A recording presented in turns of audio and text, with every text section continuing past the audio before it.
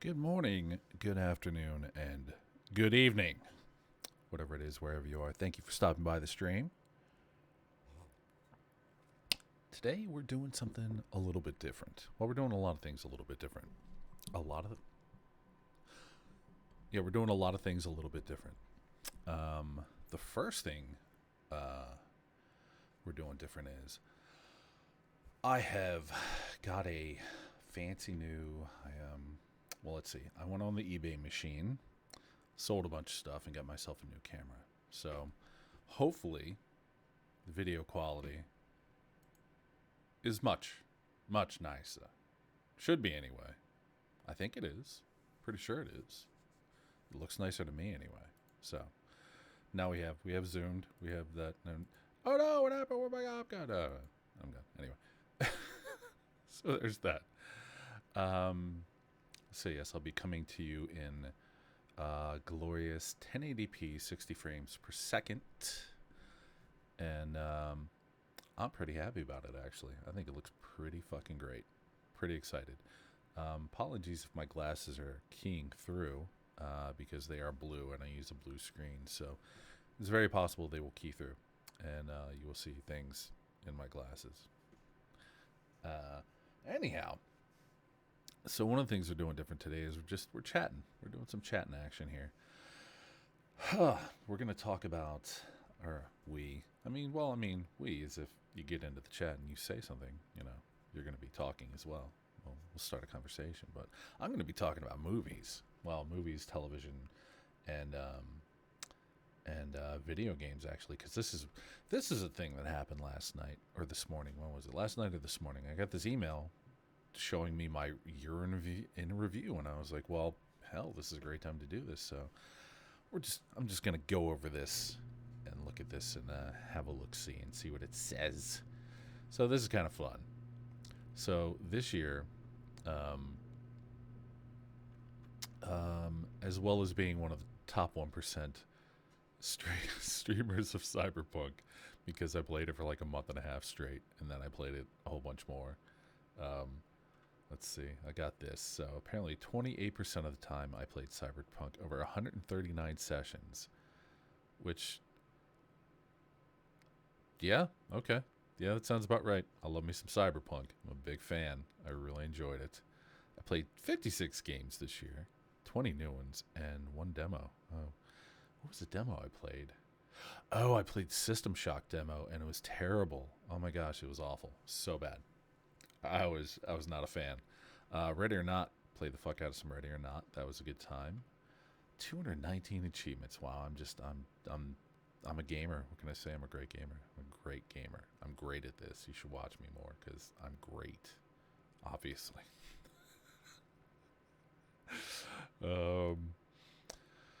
Keyboard and mouse. Yeah, these are all wonderful statistics. This stuff is kind of silly, but it's like, it's kind of fun just to see it, because it's just, I don't know, whatever. It's just it's interesting to be able to quantify some of this stuff and put a number to it. It's like, God, man, I played this game so much. I love this game. It's like, well, how much do you love it? Well, apparently that much. 139 sessions worth of playing it. So yeah, I loved it. I still love it, and I can't wait for the new stuff to come out. I'm very excited. And there you go. Cyberpunk's up at the top there. Let's see. Played games. When did I play a lot? I wonder why September is such a big spike. Oh, okay. Because that's this was when I was playing Cyberpunk. Okay, that makes sense. There you go. Because I played Cyberpunk for like fucking 2 months straight, basically. Oh my gosh. Wait, didn't I? Oh, well, whatever. It doesn't matter. Screenshots. I played a bunch of Ready or Not. That's a great game. If you haven't played it, I would suggest checking it out. It's good time. Why are these all hidden? Oh, this is... Okay, because I'm on a different browser. Click to see. Oh, there we go. That was easy enough. So, I got a lot of achievements in Master Chief Collection this year. Because I set out to do that. I like, you know what? Just for fun, let's just go through and do all this silly shit. So I did a whole bunch of silly shit and got 75 achievements in Master Chief Collection. So that's always good. Two achievements in PUBG. What did I get? Last Survivor, won 10 games. I won way more than 10 games. That doesn't even make any sense. I've definitely won way more than 10 games. Kill 50 suppressed weapons. I mean, okay. I guess. Sure. Oh, let's see. What did I play? Did not like this game. It was not very good. This game, Aegis Defenders, is actually a pretty fun little game. I'm gonna play that more at some point. Skyrim, it's always fun. Oh yeah, because I was streaming, I did all this shit. So yeah, Titanfall, rip out.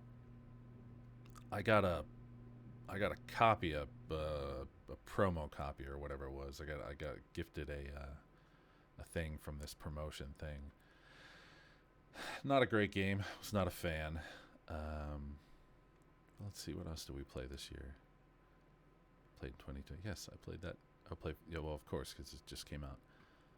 So yeah, played a whole bunch of games this year. You know, that's great. Whatever, it doesn't really matter. But anyway, the thing I'm really here to talk about is movies and TV and such. So we're gonna go to my Letterboxd. Well, this is just a thing. This is all the movies I watched this year. We're just doing movies that came out in movies and things that came out in 2022. We're just gonna go down the list and talk about things a little bit and all the kind of things I liked. So anyway, so Violent Night. This was such a refreshing thing to see. 2022 for me was not a great year for movies. There was not a lot that came out that I thought was either A, interesting, or B, worth the time. And that's kind of, I've gotten to the point where I'm like, this looks like it's going to be shit. Is it worth my time to lose those 2 hours of my life to this? And most of the time I said no. A lot of the time I said no. And I think a lot of the time I was probably proven right. But this, I watched this on a lark because David Harbour's in it, and I thought, all right, well, David Harbour's fun, and this thing's and then I was like, oh wait, John Leguizamo's in this. I was like, love Johnny Legs. I mean, come on, John Leguizamo's a funny fucking dude. So I was just like, okay. I mean, John Leguizamo's been in a lot of bad movies, but you know, we'll give him a chance. So this is kind of neat. This is kind of a fun thing. Basically, best way to describe it. Let's see. A little bit of Home Alone, a little bit of Die Hard, a little bit of John Wick, and gosh, what else? Trying to think. There was one other thing. I can't remember what it was now. But anyway, it's a neat conglomerate of movie franchises rolled into a Yule log of goodness. It's but yeah, it's really good. It's super violent. It's super violent. It is. It's funny. It's endearing. It's cute. There are a few missteps along the way. There are a few things about it that aren't great. Some of the actors in it are not fantastic, and there's some minor continuity inconsistency things that, as a movie snob and as a person that is obsessive compulsive, I was like, wait a minute, well, how is this happening when this happened? It's like he shouldn't be able to be doing that thing because something happened earlier that made him not be able to do things that he's doing now, but he's doing those things now. So it felt a little bit weird. It's only like one or two things like that, but anyway, it's not a deal breaker. The movie is still incredibly fun. It's super, like I said, it's super gory. Harbour is great. Leguizamo is great. Beverly D'Angelo's in it, and she is she stopped giving a fuck a long time ago. Oh my gosh. But yeah, no, it's super fun.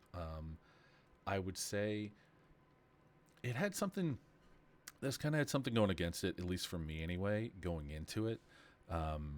Because holiday movies are, man, they can be a mixed bag. I mean, I would probably say that there's 90% of holiday movies, or 95% of holiday movies are probably all terrible. Um, you know, and especially when it comes to, I don't want to say this isn't a horror movie, but there's like, you know, there's so many bad horror movies out there, like Jack Frost or whatever it is, where it's like the fucking snowman going around killing people, and it's like that's the kind of shit you expect when you think about bad holiday movies. So I kind of felt like going into this, I was like, and the name Violent Night, it's like it's super on the nose, and I was like, oh my gosh, this is probably going to be terrible, but I really do like I really do like Harbor though. Shit, see, dude. what about the chimney one right at the end? Oh man. Oh, that's a. I'm not gonna spoil it, but oof, oof. or the or the thing with the drill bits. Oh my gosh, the Home Alone bit is. Oh my god. Okay, so there's a section of the movie that is straight up just it's a Home Alone bit. It's obviously an homage, and it's perfect and just so fucking rough. It's so fucking rough. Yeah, Johnny Leguizamo, man, he was good, and then he was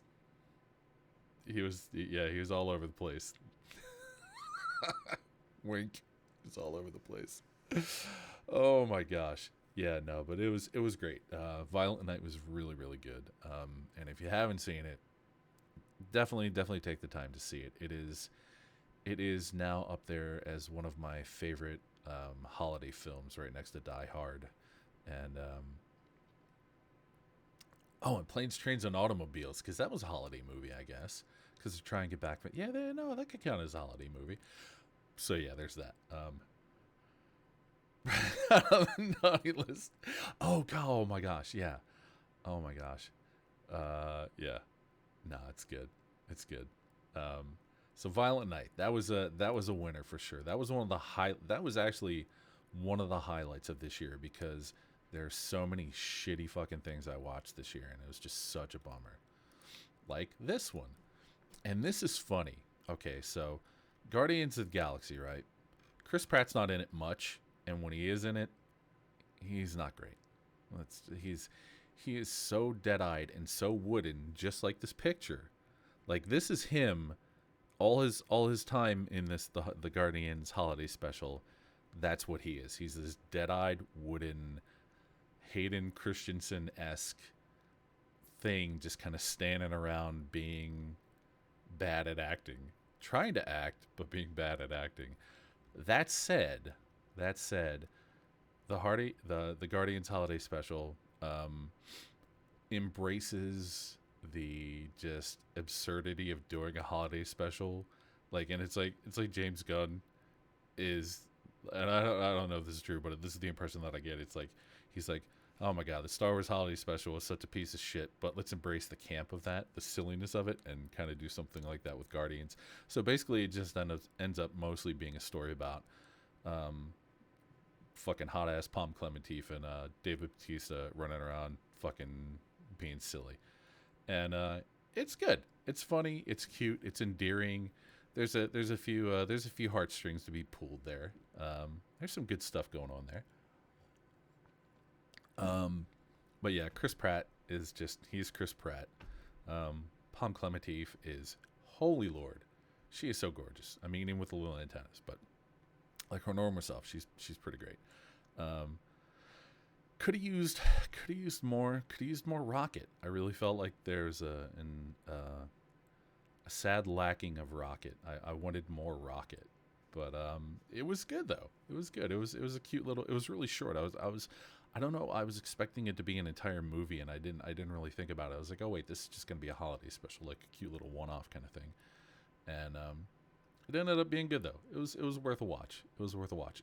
In terms of things that have been going on with Marvel over the last few years, in terms of like their TV stuff and movies in general, this was a nice little reprieve from the constant just sucking, just the constant awful fucking sucking. So yeah, if you haven't seen the holiday special and you got, I think it's like 34 minutes long, or 45 minutes long. Okay, so it's 45 minutes. It's worth a look, even with wooden ass Chris Pratt. So there's that. Spirited. I had never heard of this, and I was like, oh, well, it's Ryan Reynolds and Will Ferrell. I don't particularly care for Will Ferrell all that much, but I like Ryan Reynolds enough to give it a shot, see what it's all about.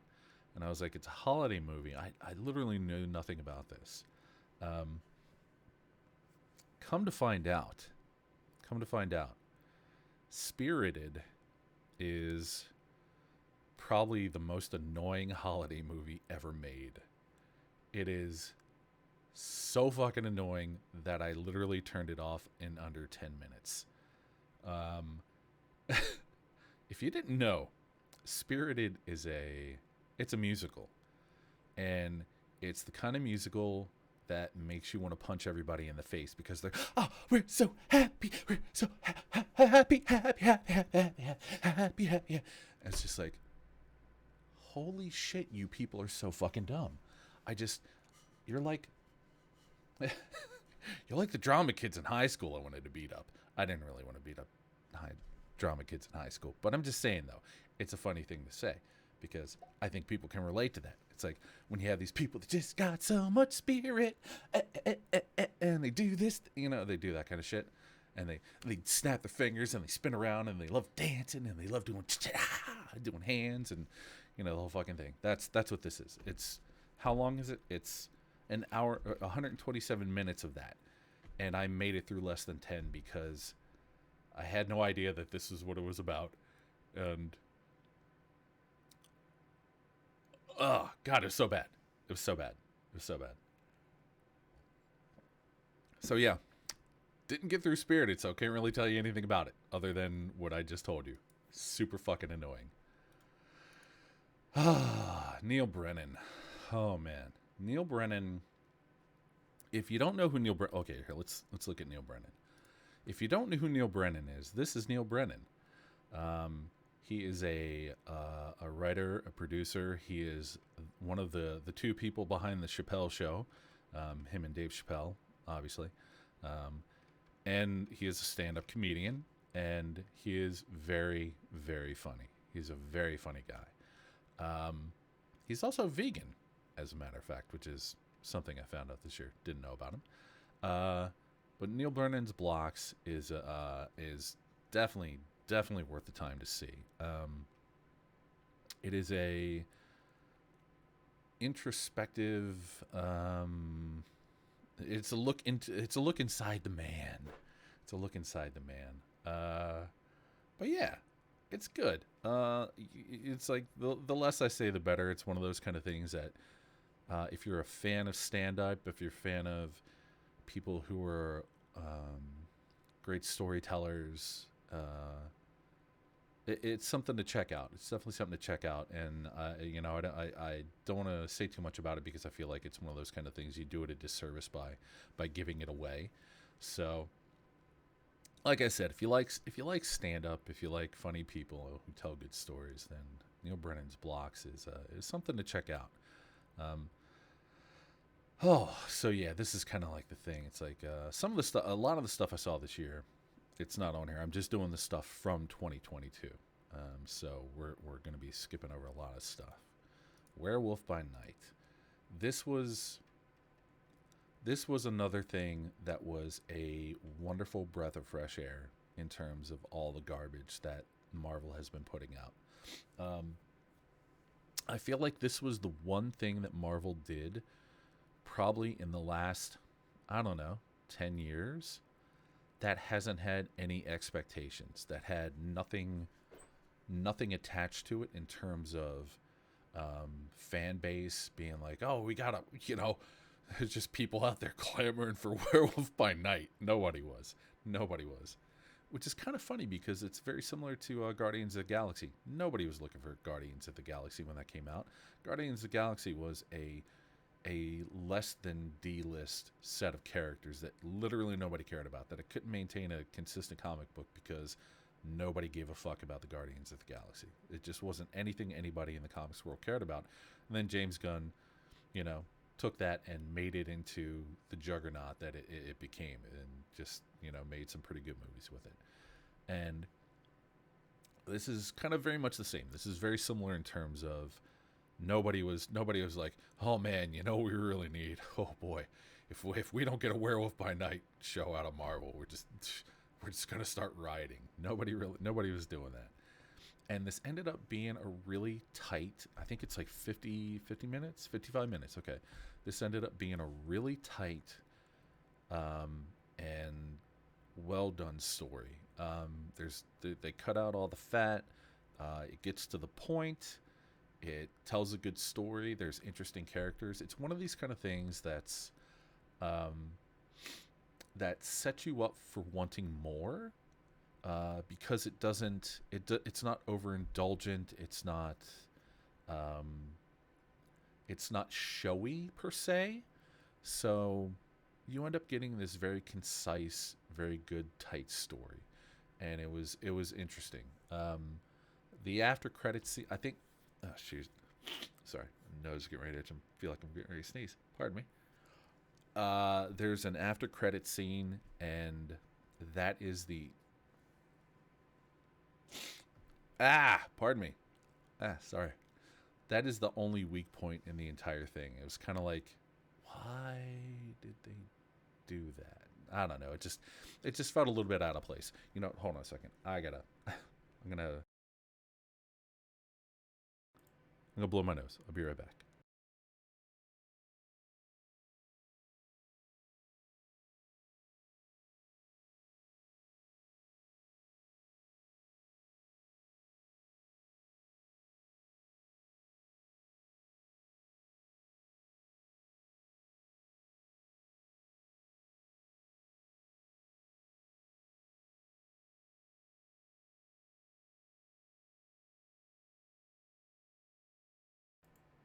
Okay. Anyway, sorry about that. Oh, apologies. Oh, welcome to the stream, everybody. Just thanks for stopping by. Hey, Rob, man, what's going on, buddy? Oh, you haven't checked out Werewolf by Night? You should. You should. It's worth it. It's worth a look. And it's like I said, it's only 55 minutes long or whatever it is, so you can get into it and get out of it pretty quick. It's not a huge investment in time. So but yeah, it's a good story. It's a good story, and it does. I think the strongest part about it is I think it does actually set it up so that you're like, oh wait a minute, this is something I could actually want more of. It does, like, it's not like some of the other stuff that they've done where it's like, holy crap, these characters are insufferable and they're awful and I never want to see them again. Please don't do this again, Marvel. Please stop.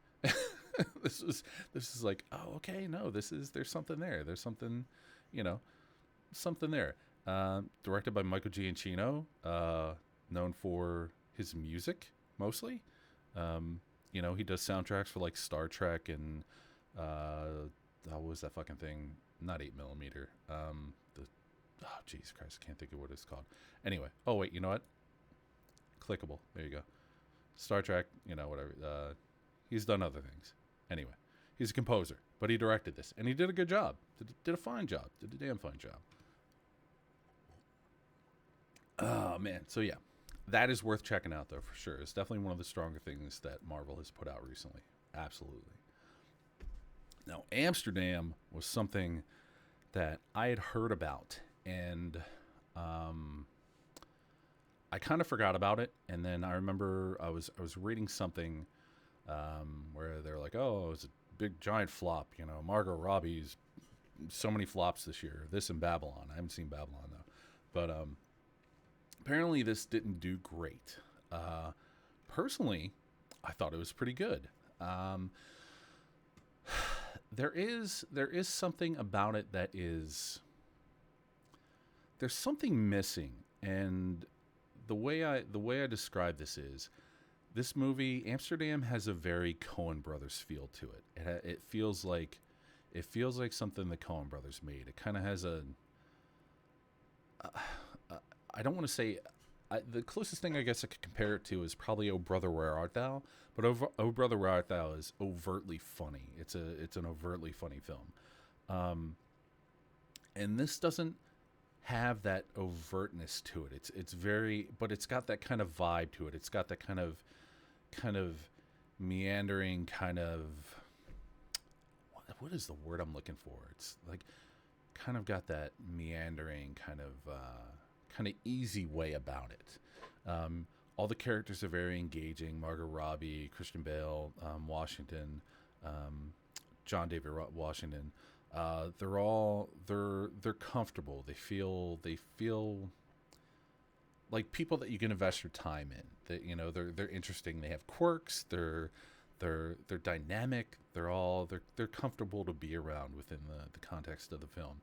And the film is really good. It's shot really well. It looks good. There's a couple of too many Dutch angles, I think, at times. And, but anyway, it's just a weird preference thing on me. That felt like they didn't need to be there.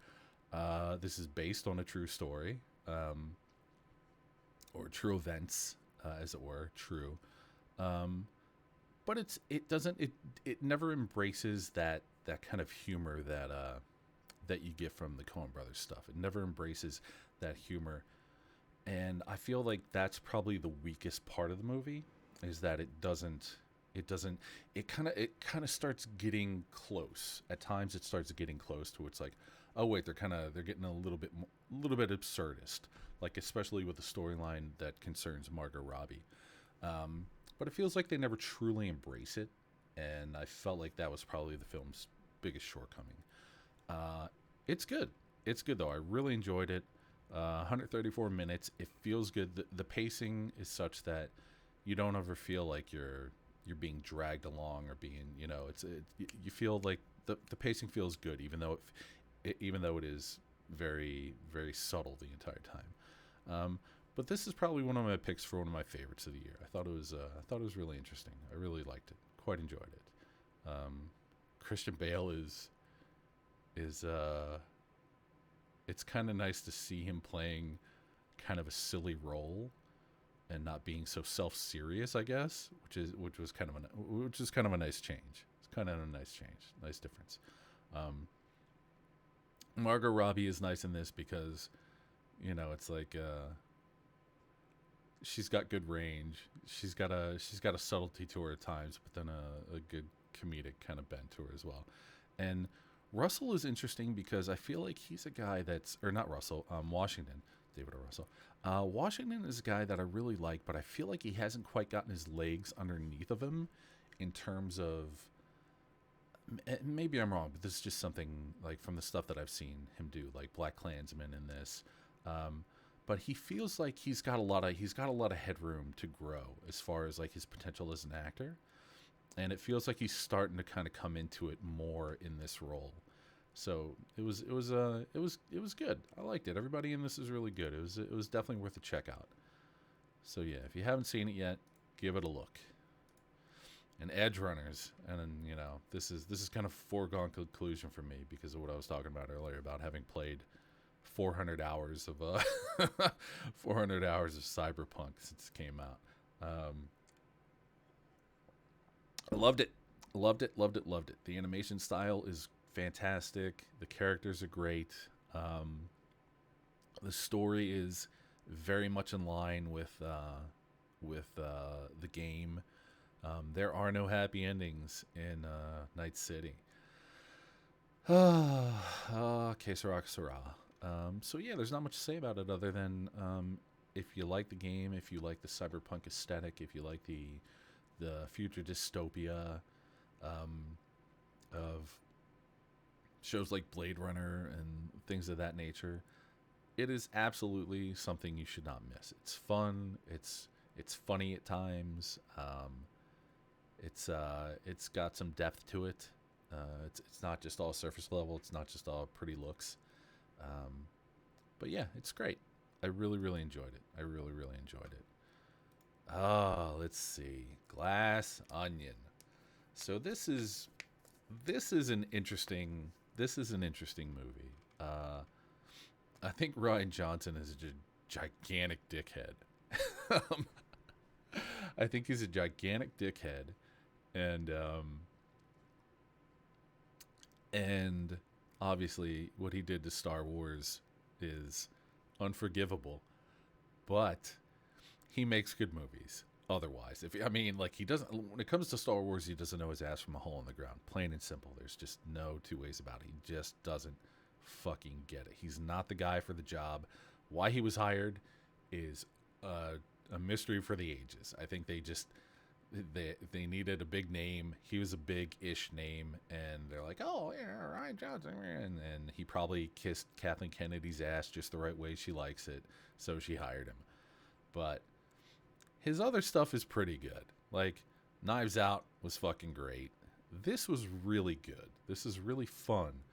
But after but after having a little bit of time to think about it, some things became obvious to me. It's like some of the characters, well, okay, no, all the characters in this are stupid current stereotypes. Like you got Dave Bautista plays a fucking MRA. Ed Norton plays Elon Musk, basically. You know, the fucking dumb rich guy.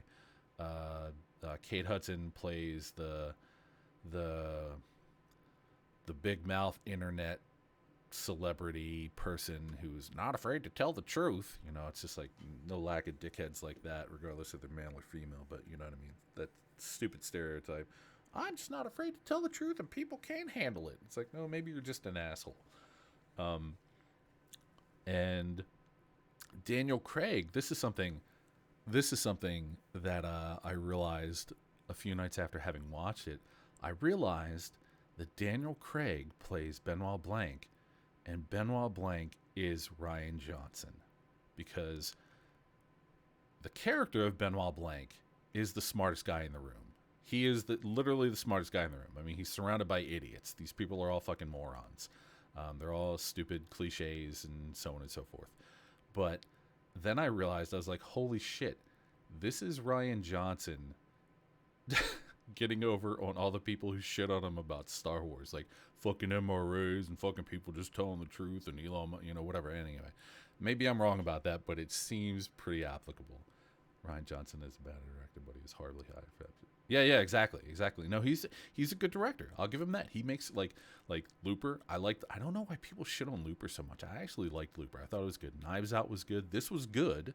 I mean, it had its issues. What else did he make? Hold on.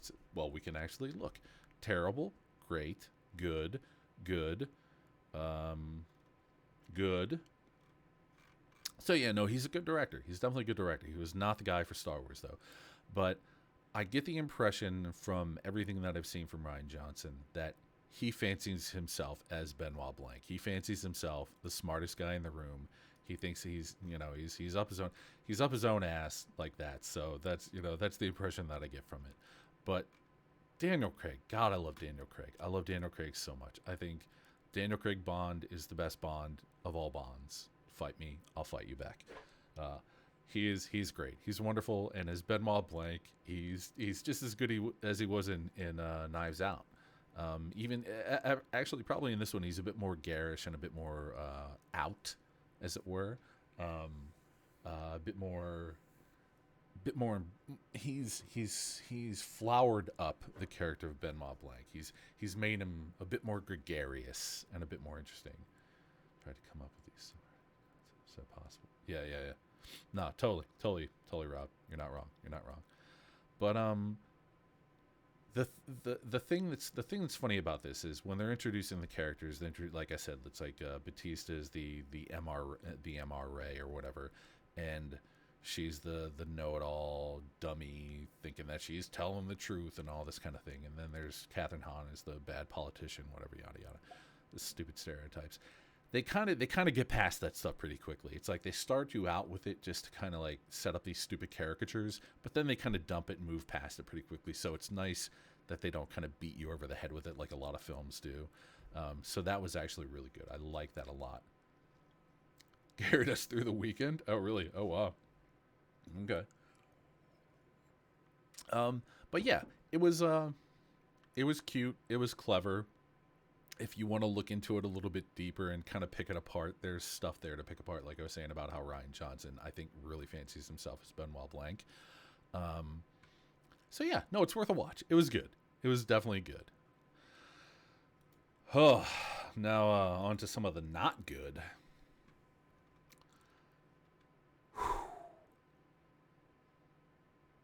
Oh my gosh. This movie sucked. This is Fablemans is a semi-autobiographical story of Steven Spielberg's life, and it is a utter slog to get through. Fablemans in my theater. Oh, really? Oh man, you dodged that bullet. Congratulations, Rob. um, this movie is so schmaltzy. It is. Oh God, it is. That is a perfect way of saying it. It is so overindulgent. It's it's. You know what the funny thing about it is like when you think of overindulgent, you think of schmaltzy. Like maybe the idea of something being up its own ass might come to mind. This doesn't feel like that. This feels earnest. It feels sincere, but it is still. It's like Spielberg is pulling out all his tricks. He's got his Spielberg bag of tricks, right? And he's like, we're going to hit you with a little schmaltz, and we're going to hit you with a little nostalgia, and we're going to hit you with a little this and a little that. And where those things work in his other films, like, oh wait, I already opened that. Let's see. Release date, newest first. Haven't seen that. Ready or Not was a little bit too, it was bordering on too much, but it actually worked. It was pretty cute. It was pretty nice. Haven't seen any of these. Still need to see Munich. I really want to see that. Tintin was whatever. But frankly, I feel like the last thing that Spielberg made, fuck Tom Cruise. The last thing that I saw that I really, really enjoyed was Catch Me If You Can. And before that, I think Spielberg stopped making great movies at Saving Private Ryan. I think everything after Saving Private Ryan has been fair to middling, basically, or terrible. And Fablemans is bad. It's just the most saccharine. Well, I mean, yeah, that's debatable about Crystal Skull. I mean, they were both complicit in that one. I think there's enough blame to go around for both those guys. Okay, fair enough. Yeah, somebody making a movie about themselves seems kind of sus. But yeah, this is so saccharine. It is so forced. Well, okay. See, that's the thing though. When I say it's forced, I mean it's forced in that it's like it doesn't feel forced, but it is forced. It's like, oh, it's like you gotta feel a thing about this. Feel a thing, and you don't feel anything about it. There's no connection there. I didn't connect to any of the characters, and maybe it's just me. Maybe I just didn't get it. But I just don't think it's a good film. I don't think it's a good film at all. I think Spielberg pulled out his bag of tricks, and his bag of tricks have become hack. Frankly, he's Spielberg has become the carrot top of comedy, or the carrot top of directing. He's got his bag of tricks, and it's like, oh, hey, you're a prop comic. We get it. We've seen it all before. Maybe it was funny once, but nah. I think, unfortunately, like Luc Besson, I think Spielberg had stopped having anything substantive to say 10, 15 years ago. I think they got to a point, they peaked, and they haven't had anything good to say since. Like Luc Besson, I don't feel like he said anything worth hearing since Fifth Element. And Spielberg, I don't think he's really said anything worth hearing since Private Ryan. So there's that. Fablemans is a hard pass. Definitely a hard pass. Ooh, Andor. Man. This is the most Star Wars. Okay, this is not about anyway. A special look back, whatever. Just ignore that. We're talking about Andor, the show. This is the most Star Wars thing that has been made since Star Wars: A New Hope. Nothing has felt this Star Wars since A New Hope. I remember, at least Lucas knew when to quit. yeah, exactly. When they announced Andor,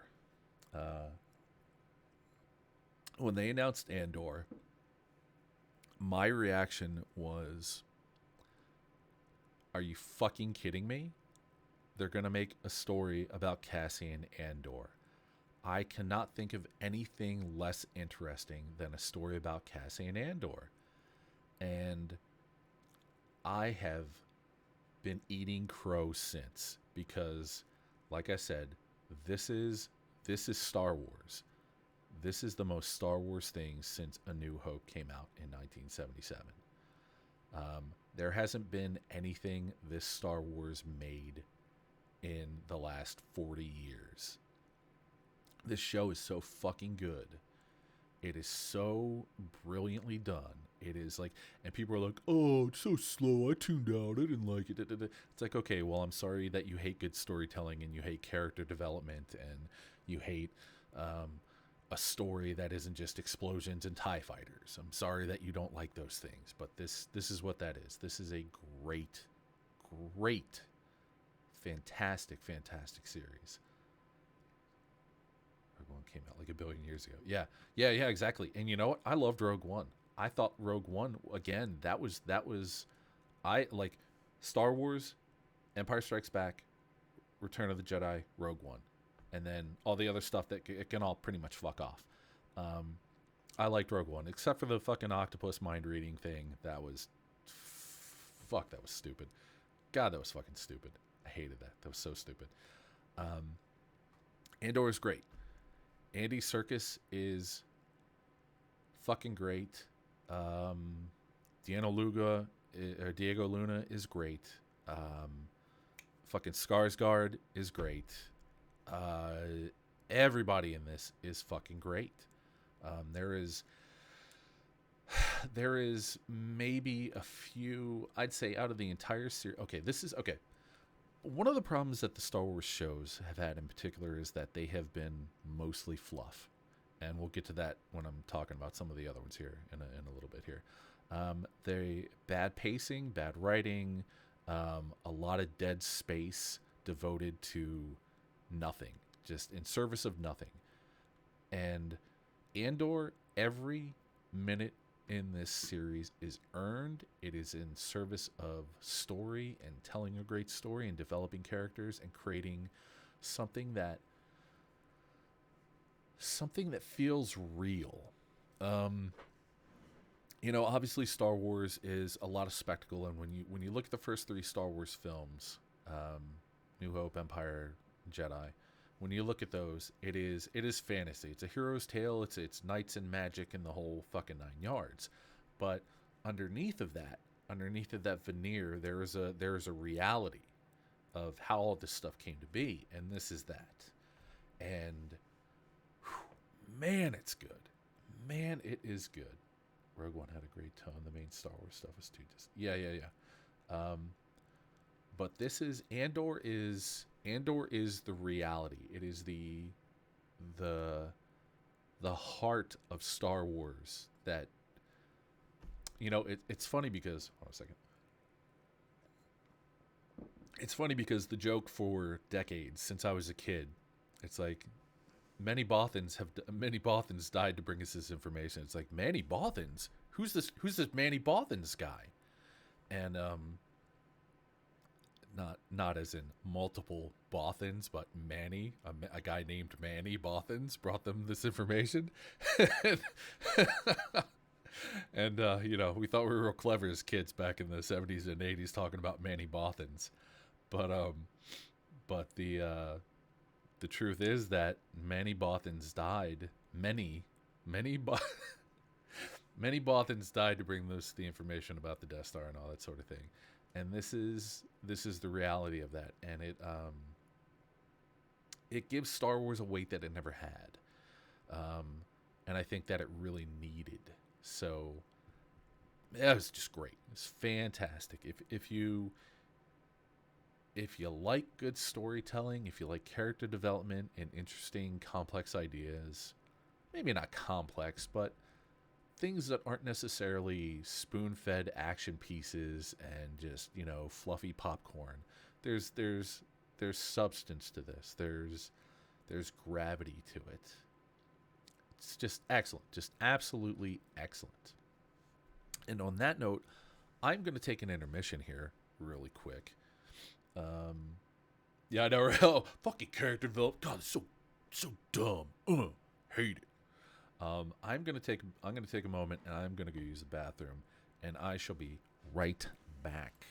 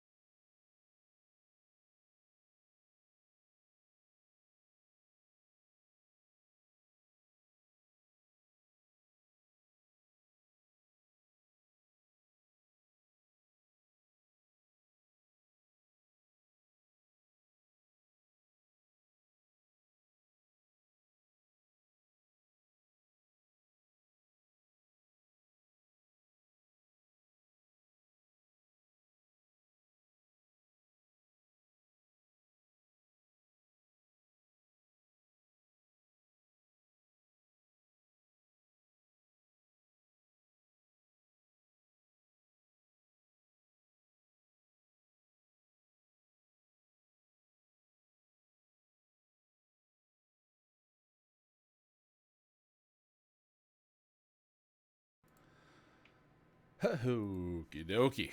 All right. Let's see here. Uh, where are we? Oh wait, I'm using the wrong mouse. Okay, let me do that again. Weird, Weird Al. Uh, Weird Al has made two movies about Weird Al. The first being UHF, and then the second being the Weird Al Yankovic story, or Weird the Al Yankovic story. Um,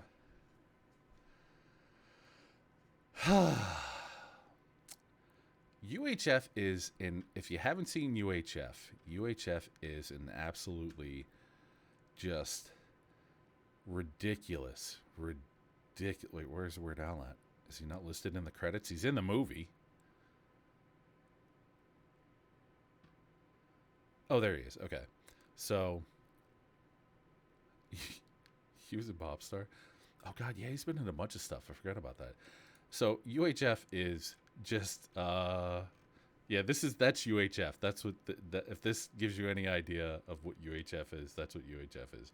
UHF is a preposterously silly movie, um, and this is quite a bit less weird. This is UHF was Al, Weird Al in his teens when he was just crazy and nutty and just all over the place and fucking just completely whacked out on a sugar rush on Twinkies and cheese in a can.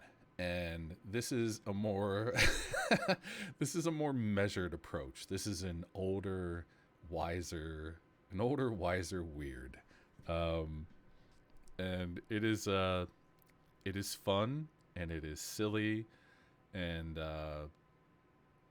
Daniel Radcliffe and Evan Rachel Wood, yeah, and Rainn Wilson and everybody else in this, they're all great. It's fun, it's silly, it's a good time. It is totally tongue in cheek. It is winking at the camera. You're in on the jokes. It is fan service at its best. And there's even a couple of things in it that are so incredibly out of place that it's kind of like, wait a minute, what? There is a scene about midway in the film, and it involves Weird Al's dad and well, maybe not midway, but anyway, but it involves Weird Al's dad and an accordion salesman, and I don't want to ruin it, so I'm not going to say anything else about it. But it is one of those things that it's like, it's a holy shit moment. It is a holy shit moment that is, it's fucking crazy. It is it is a choice. They made a choice and they went with it and they went all in on it, and it's wonderful. It's just it's something else. So yeah, That's a good watch. Weird Al, the weird story is good. Sam Morril comedy special. Sam Morril is a funny guy. He's a very funny guy. Him and Mark Norman have a podcast. We might be drunk, and Sam Morril is a funny fucking dude. I like Sam Morril. I love stand-up comedy. If you like stand-up comedy, you could do worse than to watch Sam Morril's stuff. Check him out on the YouTubes and all that stuff. So there's not much to say about that again. Oh man, Kevin Smith has become rather divisive over the years, to the point where he was making things like yoga hosers, which was fucking terrible. It was absolutely fucking awful. And it's kind of funny because he'll go off and he'll make some terrible shit, but then he comes back to the well, so to speak. He made Clerks 2, which was good, and Clerks 3 is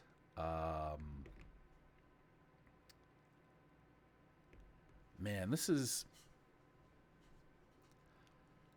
Clerks 3 is one of the most heartfelt things I think I've ever seen.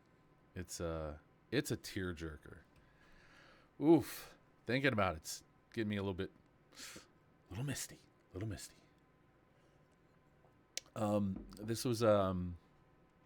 This was a bit of a surprise. This was definitely a bit of a surprise. Regardless of what you think of Kevin Smith, maybe you like him, maybe you don't. Overall, I like him. I like most of what he's done. Sans Yoga Hosers. And I didn't particularly care for Red State either. A few other things. But this is good. This is a good bookend to the Clerks universe, as it were. If you like Kevin Smith, though, if you enjoy his films, this is a good one. It is made by a much more seasoned veteran filmmaker. Oh, and then there's She-Hulk. Speaking of shit from Marvel. Speaking of crap from Marvel. Speaking of stuff from Marvel that is fucking terrible. And it sucks because it just sucks. I was looking forward to this. I always look forward to things potentially because I think there's always potential for something to be good and interesting, and I like to give it a chance and see what it's going to offer. But all this really offered was She-Hulk being a victim, which is super dumb and annoying. And it, and I get it. Men are terrible and they're bad, and you have to tell us over and over and over again about how bad men are. They're all terrible and bad and awful. And She-Hulk suffered more than Hulk did, and the oppression Olympics, and blah, blah, blah. You don't know what it's like, Bruce. You couldn't possibly understand what it's like to suffer and have human emotions, and it's so fucking tiring. It's so ham-fisted and overbearing, and they just beat you over the head with it. It's just, oh my God, She-Hulk, she's just such a victim. She's had it so hard. It's so awful for her. Oh God, feel bad for her. Oh, she's had it much worse than Bruce Banner did. Oh gosh, you can never understand what it's like. Oh God, it's so hard being She-Hulk. Oh jeez, fuck off, man.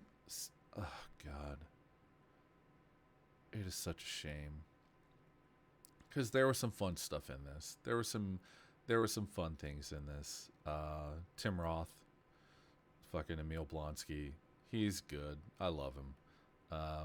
He was good in this. Tatiana Maslany, she's a great actress. She can be good in stuff. This just was not great material.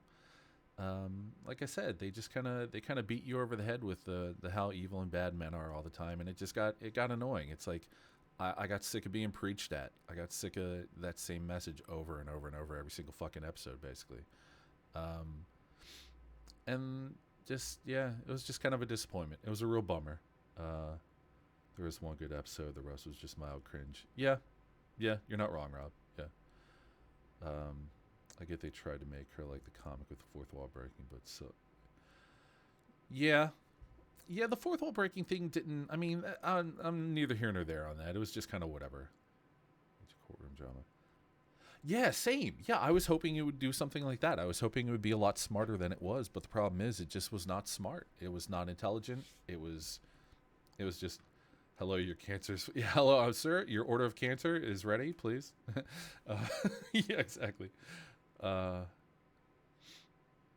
no, but yeah, cartoon sleeve. No, no, that yeah, no, that was on purpose. And I mean, the showrunners came out and they're like, aha, we're trolling the trolls, and we made $1 million, multi-million-dollar show to troll trolls. Really, that's what you were doing. That was a good that was a good investment in your time and in my time, and it was just bad. It's not good. There was something there, and they squandered it. They squandered a chance to do something interesting and fun and engaging, and they made it mostly just a cringy fucking mess. And it's a shame. It's a real shame, because I had hoped for better. I think people deserved better. Secret Headquarters. This was okay, this is I thought of this the other night. This is the kind of movie that when you're a little kid you see this movie, because this is definitely directed at children. This is a children's movie. When you're a little kid and you watch this, you're like, "Oh man, this is the best movie. Oh, I love it so much. I love it so much." And then when you get older, you're like, "Oh man, I love that movie when I was a kid. It was so good." And then you go back and watch it and you kind of start to see where it kind of falls apart a little bit. And that's not to say it's bad. It's not to say it's bad. It's just this has got a very specific audience. Maybe young adults, children, and but it was still fun. It was a fun little watch. It's a cute, cute movie. It's kind of like I compare it to when I was a kid, when I was a little ass kid back in the '70s and '80s. I used to watch Speed Racer, and I thought Speed Racer was the greatest fucking thing ever. I was like, oh my god, Speed Racer is so fucking good. Oh, loved it. And then watching it recently, it's like, holy shit, that show is not great. it is it's a thing. It's got its lane, and the show is not great, but I still love it though. And this is kind of, I get that impression that kids who watch this in 2022 say in like 15 years they're going to come back and watch it again. They're going like, oh yeah, no, I still like it, but okay, I see where the problems are. It's kind of like that.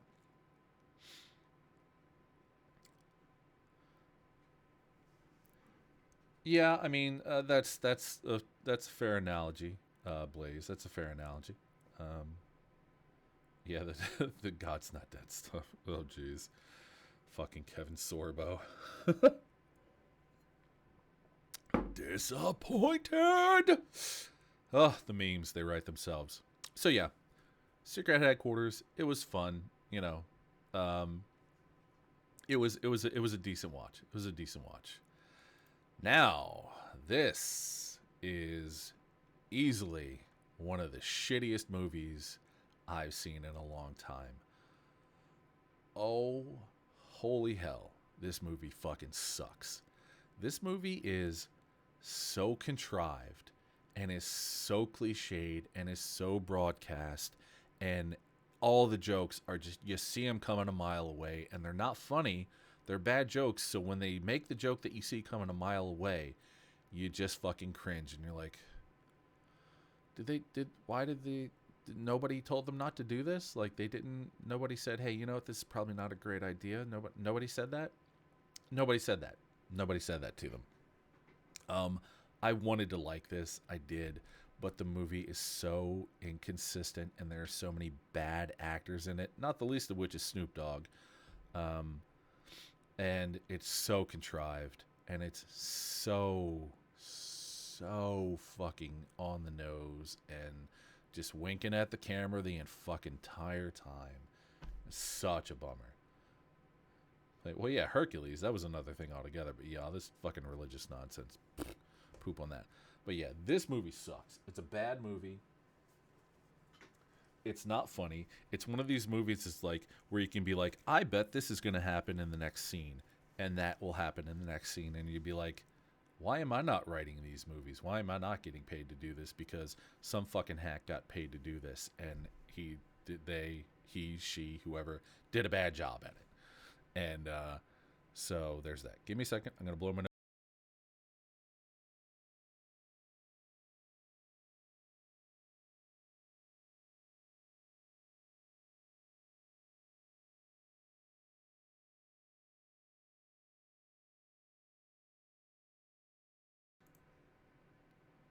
Okay, sorry. Anyway, had to blow my nose again.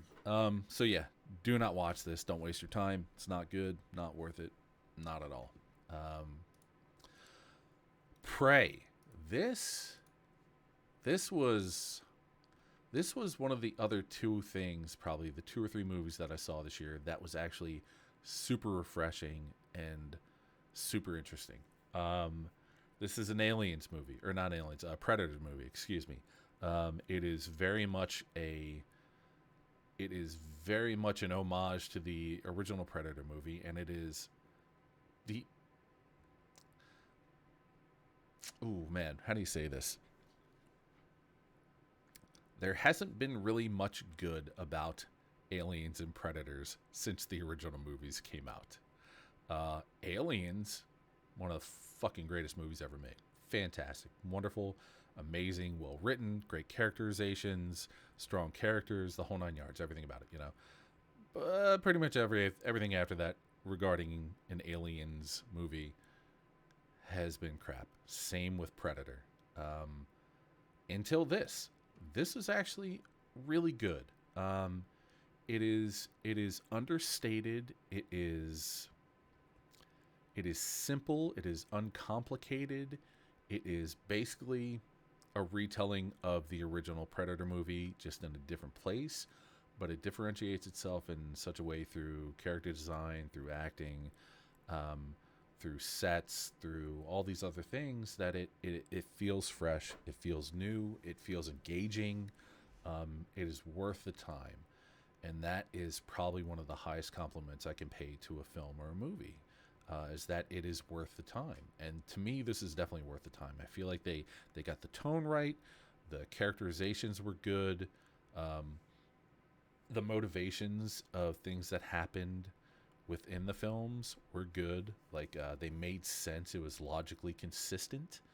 Um, um, it wasn't flashy. It wasn't stupid. It wasn't dumbed down.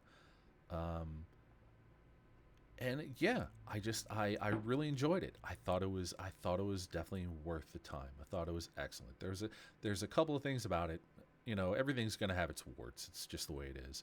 There are a few things about it. They aren't deal breakers though. There's a couple of things they could have done better. They maybe could have changed a little bit of this, a little bit of that. But that's backseat driving, basically armchair quarterbacking. But this is definitely worth a watch. It is absolutely worth a watch. I've only seen Predator and Predator 2 and nothing after that. You're not missing anything, Blaze. You're definitely not missing anything. Like I honestly see Prey. If you want to see a Predator movie, see Prey. It's good. It's definitely good. Nothing else. I wouldn't. I've seen all the other Predator movies and they're all terrible. They're literally all terrible, and they're not worth your time. They're a waste of time and a waste of energy. Um, but yeah, see Prey.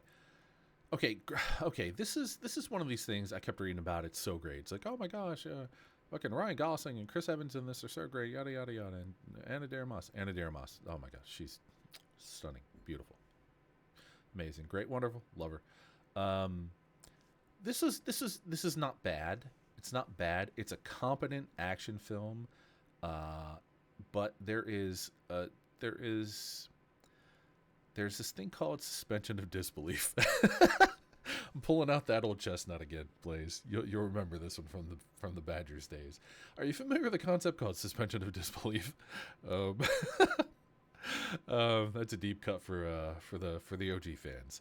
Um, there's a point where my suspension of disbelief is pushed a little bit too far, and towards the end of this film, when things start to wrap up, is when that starts to happen. And it's like there are things that happen in a superhero film where you're like, okay, that they can shake it off because they're superheroes, or that's part of the story and they've got that plot armor. But there's stuff that happens in this that, and again, I don't want to get into spoilers, but there are things in this film that stretched its credibility and my suspension of disbelief to a point where I was just like, "Come on, man, that's too much. That's too. You're crossing the line. It does no, no, no, no." That said, I love Chris Evans and I like Ryan Gosling and I love Anna De Armas. Um, Billy Bob Thornton, not great in this. I don't like Billy Bob Thornton. I just don't think he's been good in it. I think he's phoning it in, and it's sad because Evans is really Evans is playing it over the top. He's chewing it up. Gossing is good in it, and Adair Moss isn't really in it a whole lot. I mean, she's fine for what she's doing. Thornton's just phoning it in. Nothing about anything he did felt authentic or felt in place. And I gave this, I think I gave it two and a half, maybe 2.5 stars. It's worth a watch if you're looking for some easy disposable action. It's not bad. Now though, Bullet Train. Bullet Train was good. Bullet Train was fun. It was cute. It was endearing. Hell, I'd even say it was earnest and sincere. I liked it. I want more of it. When I was when we got to the end, I was like, oh, more of this. This is really good. Aaron Taylor Johnson was great in it. Ugh, fucking Brian Tyree Henry, who's in Atlanta, who kills it in that show. Great fucking show. God, I love that show so much. He's fucking great in it. Brad Pitt's great. Everybody in this is really wonderful. It is a fun, funny, cool, actiony thing. It's kind of like if you've ever seen Smoking Aces, it's like a funnier version of Smoking Aces. Basically, it feels a lot like that. Um, oh, and Zazie Beetz, holy Lord, Zazie Beetz is so. I'm sorry I keep saying stuff like this, like, oh, she's so hot, but she's so hot. She's a great actress, and she's just fucking gorgeous though too. I can't help it. Sorry, I'm a man who likes ladies and things and stuff. But yeah, she's a banger. But yeah, this is like Smoking Aces on a train, but a lot funnier. Smoking Aces has some funny things in it, but it's not a funny movie. This is a funny movie. This is fun and it's funny. And yeah, Tyree Henry, he's so great. Him and Aaron Taylor, just they fucking own this. They steal this. They are just stealing this movie, and they're wonderful and funny to watch, and they're great. And Brad Pitt's funny and charismatic, and everybody is great in this. It's super, super, super fun. It is definitely a watch. Definitely a thumbs up recommendation. I gave it 3.5, but I'd probably switch that to 4. Thor. Okay. Thor: Love and Thunder. Mostly thunder, mostly loud and annoying, and whatever. It's fine. I understand why people don't like it, and there are things about it I didn't like. I mostly enjoyed it. The stuff that was meant to be schmaltzy and heartstring pulley, it pulled my heartstrings, and it was schmaltzy. Oops. And it was schmaltzy, and whatever. It's fine. It is very much two different movies fighting for control, though. The Christian Bale story, and then the Thor, goofy fucking Thor story and Jane Foster story. And it's a bummer that Taika Waititi didn't find a better balance within this. But it lives in the extremes of being a dumbass Benny Hill campy thing, and then there being this sort of Christian Bale serious toned thing kind of tacked onto it, and it feels like it never really finds its footing, honestly. It never decides where it wants to go, and those two opposing things need to be fed. Those animals need to be fed, and there's not enough there to sustain them all, unfortunately. It was good for a single watch. I won't watch it again. Don't really care for it. BJ Novak is a person who was apparently in The Office. I've never watched The Office, so wait a minute, really? Is it only? It's not going to show his other stuff. Okay, well, no, I know he's been in other things, but anyway, Vengeance is another thing that suffers kind of like from the same thing that Thor: Love and Thunder did. There are times in this movie. Wait, what do I think about legendary actress from the Hunger Games? Because without her, oh god, dude, no, I don't want to talk about that. I don't want to talk about that. That's dumb. It's dumb. And then her retraction of that was dumb. Like, no, I didn't mean it like that. It's like, well, no, that's what you said. Anyway, that's fucking stupid. Christ, so fucking stupid. Anyway, BJ Novak, who you may know from The Office, I think it's The Office, but made this movie, and it's a murder mystery, I guess. I guess it's a murder mystery. We'll call it a murder mystery. And he is trying to figure out who killed this girl that he dated or hooked up with once. And he's kind of a shithead. His character is a shithead journalist, podcaster person from New York. And he goes to Texas to this girl's funeral who he fucked one time or several times or whatever. It doesn't matter.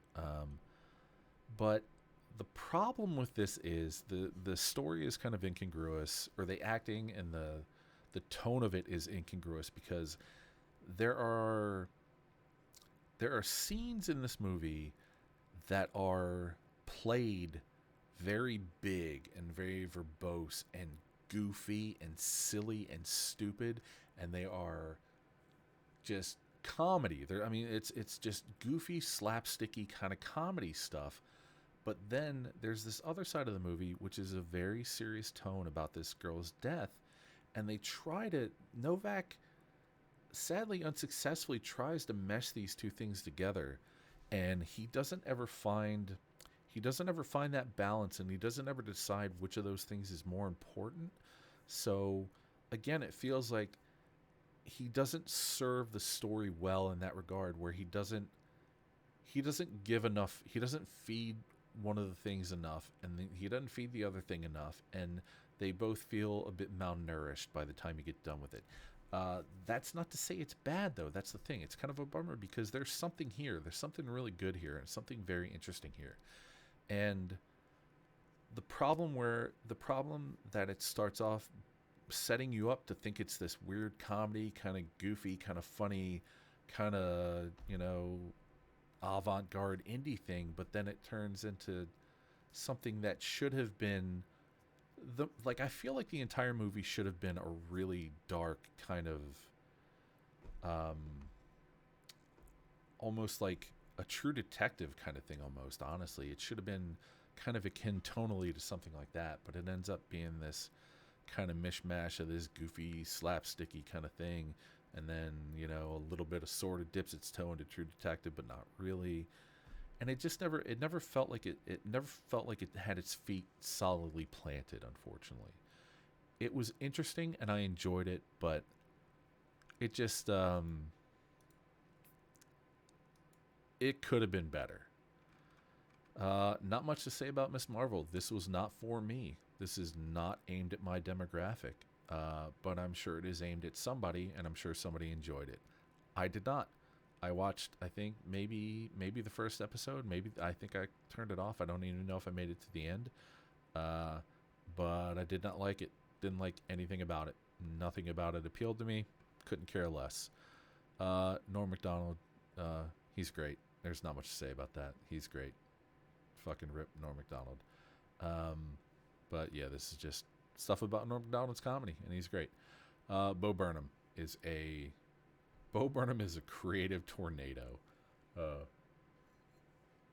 Bo Burnham's a very, very interesting person who does very interesting things. And if you like stand-up comedy, if you like performative art, you should check this out. It's good. It's good. Bob's Burgers movie.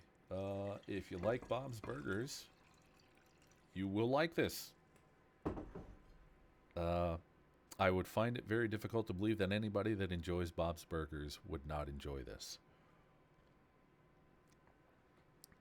Most reporters sound like assholes to me. Oh yeah, yeah. No, there's that. Sorry, Blaze, I missed that part. Excuse me. Bob's Burgers movie is fun. It is a very long. It's a 102 minutes of Bob's Burgers episode. Basically, it's a really long Bob's Burgers episode, and it's fun and it's great, and everybody on it is awesome. And They're all hilarious, and Kristen Shaw and Eugene Merman and fucking everybody. They're all great. They're all wonderful. Dan Mintz, Kevin Kline. They're all great. It's great. It's wonderful. You should watch it. It's a high recommend. It's a high thumbs up. It's definitely a good thing. It's a good thing. It's a good thing. Oh boy. Then we got Obi-Wan Kenobi. Obi-Wan Kenobi is a... Oh, you've never seen Bob's Burgers? Check it out, man. It's a great series. It's super wonderful. It's cute and clever and fun and great, and I think it's fucking fantastic. It's the classic trope, I guess, of the sitcom dad who's trying to just keep it together and is constantly failing, but always he always scrapes by just at the last minute. And it's that framework, and just the characters in it are wonderful, and it feels comfortable because you know the story. It's like I said, the sitcom dad just trying to keep it all together and trying to do the right thing and trying to keep his family together and everything, and it's good. It's comfortable and it's funny, and the characters in it are great, and the stories are wonderful, and there's a 2-assed goat, and that's all you need to know. A goat with 2 asses. But then there's Obi-Wan Kenobi. Ewan McGregor is great. He's great. I love Ewan McGregor. I've always loved Ewan McGregor, except in Trainspotting, because that movie was fucking terrible. And Trainspotting 2, which is also fucking terrible, which is even more terrible than Trainspotting. But anyway, that's a whole nother story. I like Ewan McGregor. He's been in a lot of crappy movies, but he's been in a very crappy show about Obi-Wan Kenobi. Obi-Wan Kenobi is overly long. It is empty. It is in service of nothing. It is an empty, overly long, in the tooth, blathering bowl of lukewarm mediocrity in service of nothing. It is terrible. It is terrible. It is bad. It is awful. It is poorly written. It is poorly acted, except for Ewan McGregor. It is poor. It looks ugly. It looks terrible. The fucking Leia stuff in this is so fucking... It is one of the most terrible things I've ever fucking seen. The infamous Leia chase scene. Holy shit. No, he's better than Lambert. He's definitely better than Christopher Lambert. He will definitely not be... he's not going to end up in a Mortal Kombat movie playing Raiden. Oh, man. This is so bad. This is one of those things that I would say watch it if you enjoy the cringe value of things, but it's not worth it. I wouldn't even say it's worth it as a joke. It's so shitty. It's shamefully bad. It is a travesty that it was made. It's I feel like the millions and millions of dollars that went into making that could have been used to feed people in need, frankly. That's how little I think of it. It's anything but this. This is so bad. This is like Solo. This is like fucking all the other garbage ass shit that this is. Oh my god, dude. Had somebody just stopped them, and somebody just said no. So fucking bad. Disney had a fucking mandate. They had a mandate to make as much Star Wars shit as they possibly could just to fill up Disney Plus, and they did that, and it was all bad. Not all of it. 98% of it was all bad. 60% of the time works 100% of the time. Terrible. Just terrible. Cannot say enough bad things about that. But then we get to this. George Carlin is... George Carlin is probably somebody that has had more effect on me personally in my life and my understanding of the world than probably anybody else. And anytime something comes out about George Carlin, Oh yeah, yeah, Christopher. Yeah, exactly. Lambert's thing is filled with crappy movies. Exactly. Yeah. Uh, I love Carlin. Anytime there's anything about Carlin that comes out, I'll watch it, and then I'll watch it again, and then I'll probably watch it again because I just love Carlin. The man was a genius. He was a realist, a humanist. Just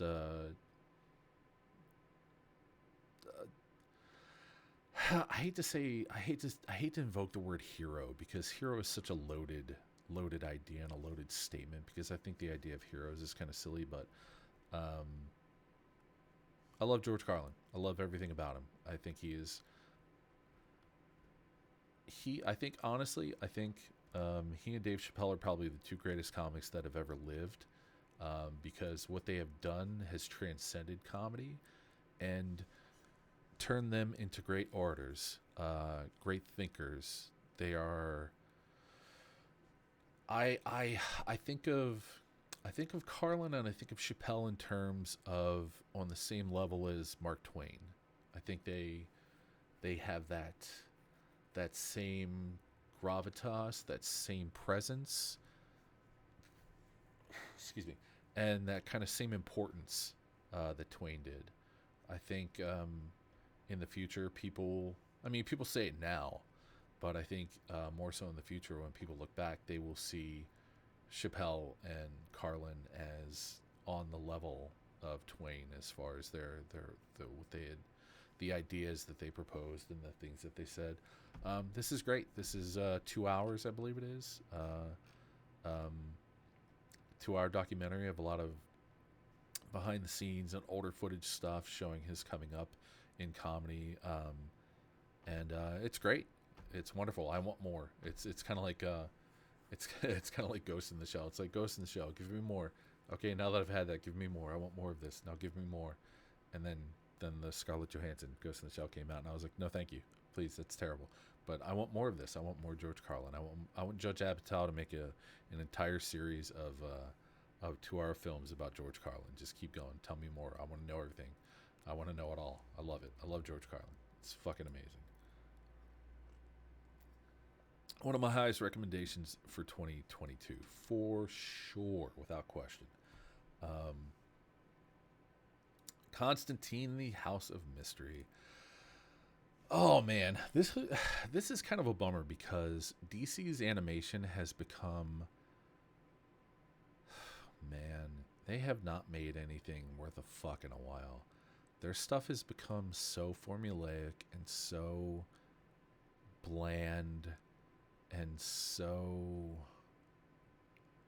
oh, what's the word I'm looking for? Empty, lifeless, soulless. And this was the first thing in a long time that DC Animation has put out that I actually liked. I thought it was really good. I enjoyed it. I thought it was worth the time. It was good. But yeah, DC Animation hasn't made anything that's been like fucking awesome in a really long time. And this is close to getting to the point of being like pretty fucking great. But yeah, it's good. It's good. Oh boy. Holy shit! I wish we could just stop. Not. I wish. I would. No. Just no. Like Scarlet Witch is terrible. She's a bad character. She's bad in the MCU. She's terrible and awful and bad. And the show was terrible and awful and bad. And this movie was meh. Um, oh, absolutely, Blaze. Yeah, the animated stuff used to be way above the live action for sure. Uh, this movie is fine. It's just fine. It's whatever. I gave it 3.5, and that's wrong. I should have probably given it a 2.5. It's fine. It's whatever. It's just you're not missing anything. I mean, there's nothing there. I mean, honestly, the only good part about this is when they hop into the part um, where, where. Oh my God, what's her fucking name? Why am I blanking on this? Oh my God, why am I blanking on Haley Atwell? Why am I blanking on Haley Atwell? The only good part of this movie is when they go into the multiverse and you see Haley Atwell as Captain Carter, who is fucking great, and I love that, and I want to see more of that. I want to see more Captain Carter. Give me more Captain Carter, Haley Atwell. Fucking love it. But whatever, multiverse of madness it's fine. It's whatever. It's nothing special. Northman. Northman was pretty good. Apparently, I haven't read the things that this is based on, so I don't have an appreciation for it as much as somebody who told me, like, well, if you had read this and you had read that, you would like it more. And I mean, that's fine. It was good though, not having any real basis of understanding for the things um, that prompted its creation. I still found it enjoyable. I thought it was visually interesting. I thought the story was good. Um, I liked it. I liked it. I didn't think it was great, but I definitely thought it was worth the time of watching. I thought it was interesting and pretty good. So yeah, I feel like going back and maybe reading some of the things or engaging in some of the materials that it's based on would help my enjoyment of it more. But yeah, I'm probably not going to do that. Like, just to be completely honest. Comics. Oh yeah, for sure. No, her power set just doesn't fit in the MCU because she's so overpowered. Um, yeah, no, she was likable. Yeah, but in this one, she's just not a good character. She's not a good person, so that creates a problem because she's a bad person, and yeah, and she's a spoiled. Okay, basically, Scarlet Witch is the human female equivalent of Thanos. She's a spoiled baby who thinks she deserves things that she does not, and that drives her entire character arc. And it is a fucking dumb character arc because it is flat and there is no arc and there's no character. She is just literally somebody who thinks she deserves something she does not, and don't care. Moon Knight. On to Moon Knight. Um, Moonlight was good. Moonlight was another one that I was just like, who the fuck is asking for this? Uh, but it ended up being decent. Oscar Isaacs, he's great. He's just great, and he's great in this. Um, I liked it. It was fun. I mean, there's not a whole lot to say about it other than maybe watch it. It might be a little. It's a little bit long in the tooth at times. It could have used some trimming to tighten it up a bit, but yeah, it's not bad. It's not bad. It's worth a watch. It's worth a look for sure. Uh, but I've never read them sadly, although he looks cool.